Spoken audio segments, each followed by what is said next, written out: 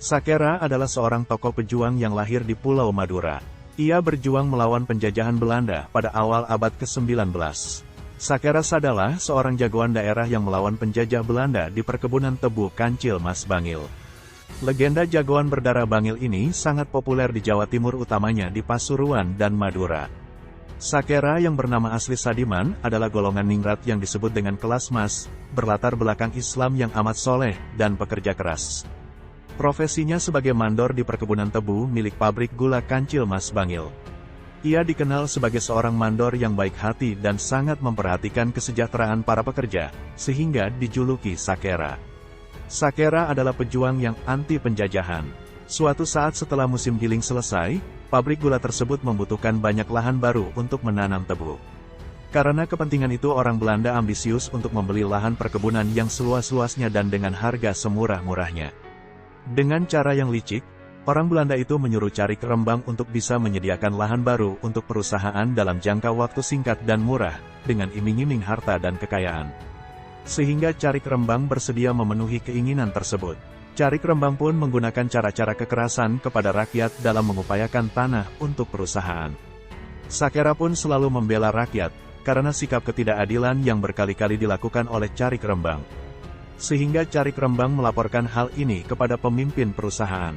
Pemimpin perusahaan marah dan mengutus wakilnya Markus untuk membunuh Sakera. Suatu hari pekerja sedang istirahat di perkebunan, Markus marah-marah dan menghukum para pekerja serta menantang Sakera. Sakera yang mengetahui hal ini, marah dan membunuh Markus serta pengawalnya di kebun tebu. Sejak saat itu Sakera menjadi buronan polisi pemerintah Hindia Belanda. Suatu saat ketika Sakera berkunjung ke rumah ibunya, ia dikeroyok oleh Carik Rembang dan polisi Belanda. Karena ibu Sakera diancam akan dibunuh, maka Sakera akhirnya menyerah dan dimasukkan ke penjara di Bangil. Siksaan demi siksaan dilakukan polisi Belanda kepada Sakera setiap hari. Selama di penjara Sakera selalu kangen dengan keluarga di rumahnya. Hingga akhirnya Sakera berhasil lolos dan melakukan perlawanan kembali. Perlawanan pun dimulai, Carik Rembang dibunuh dan dilanjutkan dengan menghabisi para petinggi perkebunan yang memeras rakyat. Bahkan kepala polisi Bangil pun ditebas tangannya dengan celurit senjata khas yang digunakan Sakera. Dengan cara yang licik pula polisi Belanda mendatangi teman seperguruan Sakera yang bernama Aziz untuk mencari kelemahan Sakera.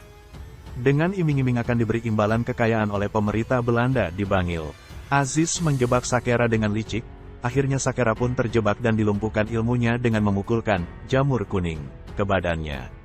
Lagi-lagi Belanda berhasil menangkap kembali Sakera yang kemudian diadili oleh pemerintah Belanda di Bangil dan diputuskan untuk dihukum gantung.